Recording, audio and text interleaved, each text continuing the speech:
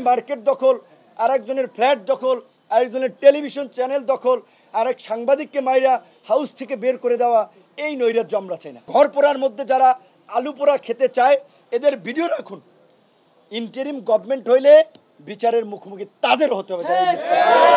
ভাবছে যে কি সরকার এরা গঠন করে বলাইছে যারা লুটপাট করছে, এমপি হয়ে গেছে, মাস্তান হয়ে গেছে, গুন্ডা হয়ে গেছে। আমরা একটা শান্তি সম্প্রীতির বাংলাদেশ চাই, একটা সহনশীল সমাজ চাই, একটা গণতান্ত্রিক মূল্যবোধের সমাজ চাই। মারামারি, হানাহানি, প্রতিশোধ, প্রতিহিংসা এই দেশে গত 53 বছরে চলেছে। এই অ্যানালগ রাজনীতি, old generation corrupted politics, dirty পলিটিক্সকে তরুণ সমাজ ধুয়ে মুছে তারা পরিষ্কার করে নতুন রাজনীতি, নতুন বাংলাদেশ বিনির্মাণ করবে।